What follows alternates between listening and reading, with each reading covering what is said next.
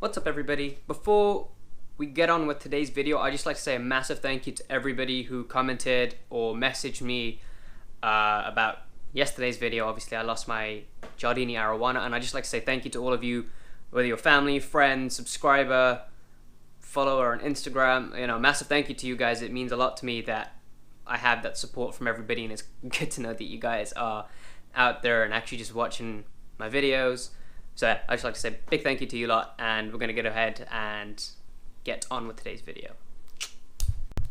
What's up, everybody? We're back with another video, and today we're pretty much just continuing on from where we left off, where my red tail ate my arowana.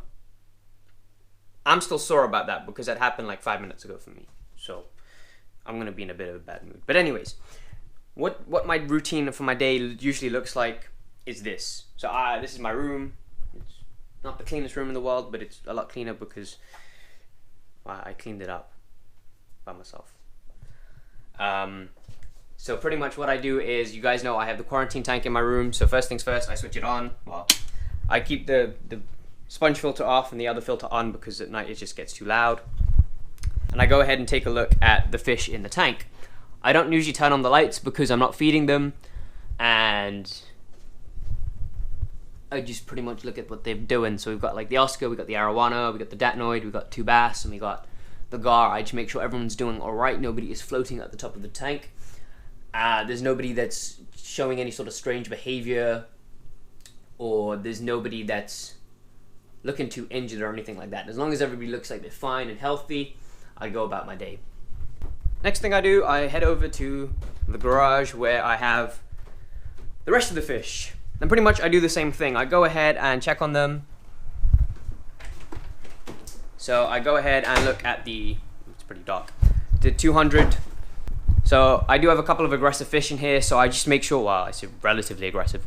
So I just go ahead and make sure that everyone's doing alright. Like the two giraffe cats are not picking on each other too much, or the Oscar and the flower horn are okay. The tinfoil bob, I had one that was nipped a couple of days ago.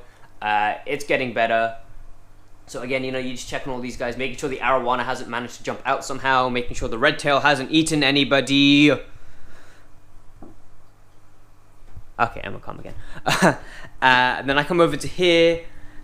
I don't really check on these guys as much. I just see if they're okay, and then I'll feed them sometimes. I really don't have a set time for when I feed these guys. This quarantine tank, and take a look at this guy who was in the quarantine tank above, but he wasn't really settling in very well, and so zooming around the tank as much or at all, really, apart from the first day I put it in. So yeah, that's pretty much what I do. Finally, we go ahead and check out the newest additions to the whole checking up upon people, which are the punfish. So let's go ahead and set you guys down. Yep, so we go ahead and just make sure that they are all okay, that they're not showing anything weird. They seem to be fine. I do cover them in nights with the polystyrene sheets. However, when they go in the pond, I won't be doing that. It's just, this isn't very deep, and so if a fox came, it could probably easily take one of these guys out. Whereas the pond is going to be like 3 feet deep. This is like 1. I say 1, it's not even filled up all the way to the top.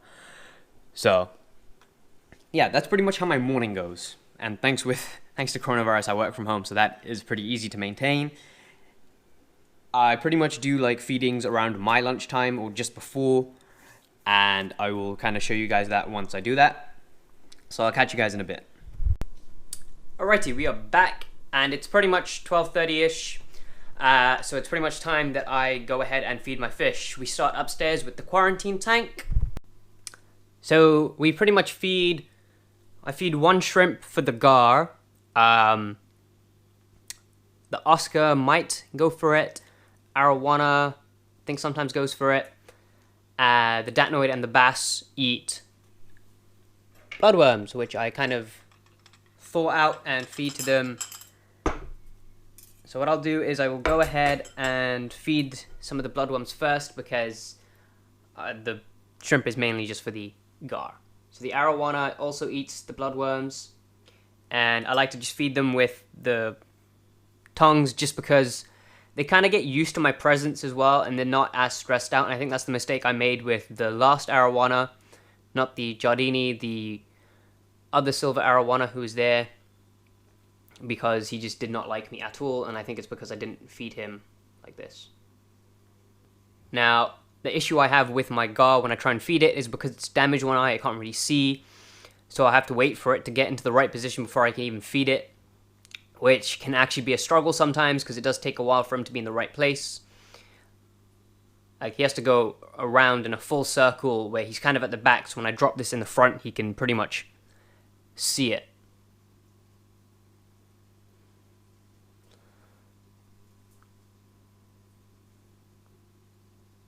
There we go.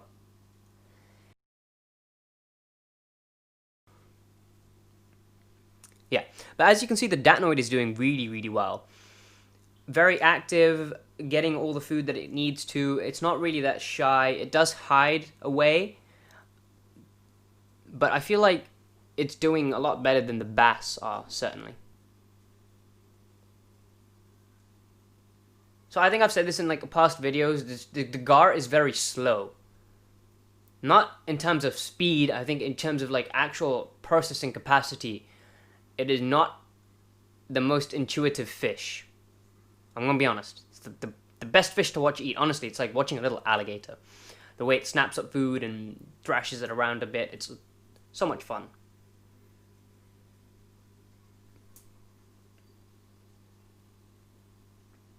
Yeah, there we go. Now we've got this pace going, and pretty much feeding it will be a bit easier as the pace is there because it kind of knows what's going on. But yeah, that's pretty much it for this tank. I'm going to go ahead and take you downstairs once I finish feeding these guys. And pretty much we're going to do the same thing, just show you what I feed them. I've done it in a previous video, what I feed the 200 litre, but yeah, that's part of my routine pretty much. Alrighty, we're going to move ahead and feed the 200 litre tank. Because, okay, it's going to be dark for a second. Because we no longer have the red tail in here, we don't have to worry about feeding shrimp all the time. And plus, we don't have the filters running because we are still treating for ick. So today is going to be a light feeding, but I'm going to pretty much show you what we feed. So let me go ahead and set you guys down. Alrighty then. So I first start off by feeding the glutton of the tank, the Oscar. Pretty much I go ahead and feed some carnivore sinking pellets. I don't know how well you can see that, you probably can't. Pretty much this.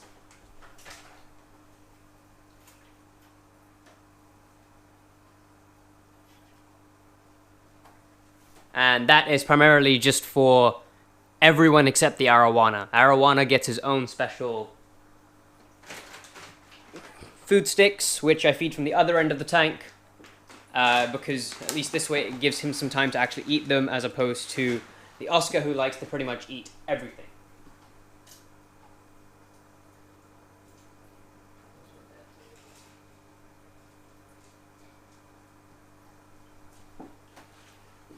And he will go ahead and grab them.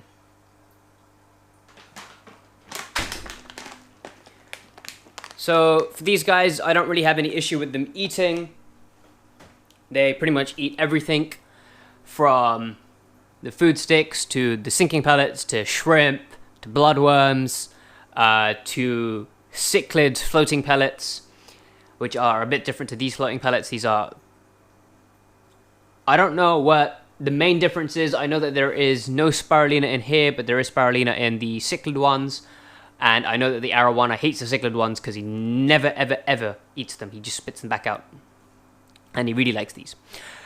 And finally, we're going to go ahead and feed the popond, kind of. Again, I don't really have to overfeed these guys. Pretty much feed the paku some algae wafers.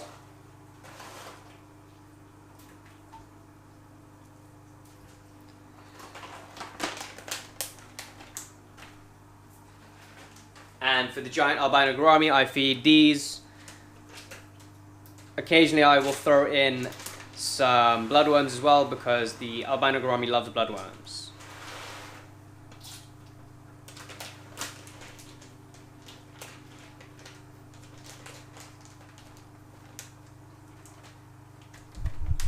And then finally, we have this little guy down here who is in the quarantine tank.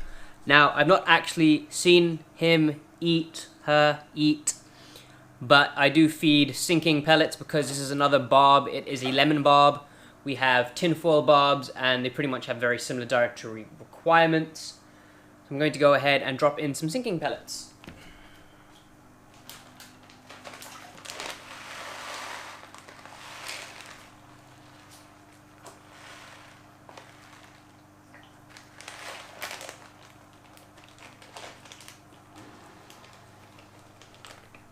Well, that's good. That's the first time I've ever seen him eat. You know what? I've decided it's a her. Don't know why. Just... she seems... who knows? I don't have a reason. But yeah. Drop a few more of those in. If she decides to eat, great.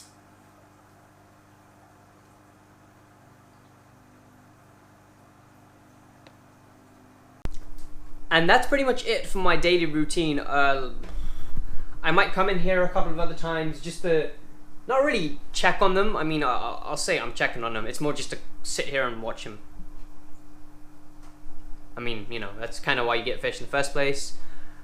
Because not much changes within the few hours from the morning till feeding till later on in the afternoon. I do come in the evenings just for one final check, just to make sure everyone is happy and there's no sort of cause for concern until less there are any sort of like injuries or illnesses. Then I'll come in a bit more often just to make sure that all the fish are doing okay, make sure nobody's picking on the injured or ill fish, or that it's been moved properly and it's doing okay in its new home. But yeah, that's more or less it. I do go ahead and check on the pool pond, but because they've only been in there for a few days, not really eating, so I don't really want to feed them, because I've thrown in a couple of pellets yesterday and they haven't eaten them, so I took them out. And plus they're going to be moved, rehomed shortly. I made part 1 to that already. Part 2 should be coming out. Well, it should be filmed today. So maybe it'll come out on Monday, we'll see. Maybe Tuesday. I don't think I'm home Monday. But yeah. That's the story so far in what I do here on the channel, in the fish room. I don't know what other words I can use to describe this place, but yeah. That's pretty much what I do here every day. Like I said, sometimes I'll do a couple of different things just if there's something wrong with any of the fish, but no, that's really it. And then I do weekly water changes, but today is not a water change day. I can't really do a water change on that tank even if I wanted to, because I am medicating it. This thing had a water change a couple of days ago. That gets its water change. When the pool pond does, and the upstairs tank again, because I'm medicating that. That's not going to get a water change until the medications kind of run its course. I can do a water change and add some more stuff in. But yes, that is pretty much it. As you can tell, I am a lot more upbeat since I was this morning when I filmed my redtail murdering my arowana. Honestly, I'm still shooketh over it because I don't see how it could have happened, but now he's in the pond with Paku the same size as him and Agrami the same size as him, and they can't fit in his mouth. So hopefully I've learned my lesson. I don't make this mistake no more.